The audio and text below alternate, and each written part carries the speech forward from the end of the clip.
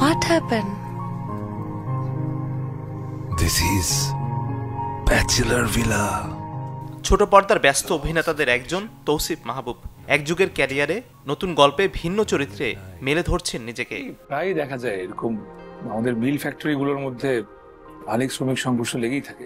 অনেকে যখন ছুটছেন ভিউ বাণিজ্যে তখন গল্পকেন্দ্রিক নাটককে প্রাধান্য দিচ্ছেন তৌসিফ, আর তাই তো দর্শক সহ নির্মাতাদের কাছে হয়ে উঠেছেন আস্থাভাজন।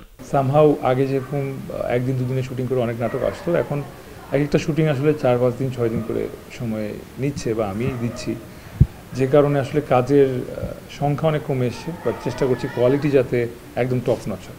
2025 সালে শুরুটা কিভাবে হলো তৌসিফের, বর্তমান ব্যস্ততায় বাকি নিয়ে গল্প আড্ডায় জানালেন অভিনেতা।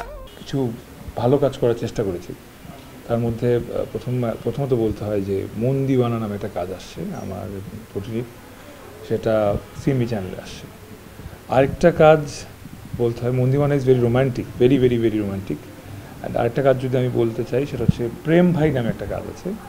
এটা অনেক দিন পর, ইনফ্যাক্ট অলমোস্ট 2 ইয়ার্স পর আমি আমার একটা প্যাটার্ন আছে, পুরান ঢাকায় কাজ করি আর কি। গত বছর মুক্তি পেয়েছিল ওয়েব সিরিজ চক্র। কাজটি প্রশংসিত হওয়ায় এবছর ওটিটির পাশাপাশি চলচ্চিত্র নিয়েও ভাবনা আছে তার। এখন নাটকটা একটু মনোযোগ দিয়ে করছি অ্যান্ড চেষ্টা করছি এখানে খুবই ভালো কিছু করার, খুব ভালো কিছু করার, যাতে মানুষ আমাকে, শুধু আপনি না, মানে মানুষ আমাকে বলে যে আপনাকে ফিল্মে দেখতে চাই। ইয়র্কার আমি নোয়ানের কাছে ডাল ভাত।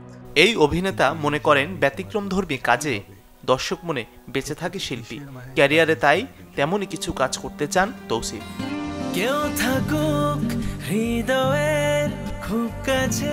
মাঝহারুল ইসলাম তামিম, চ্যানেল 24, ঢাকা।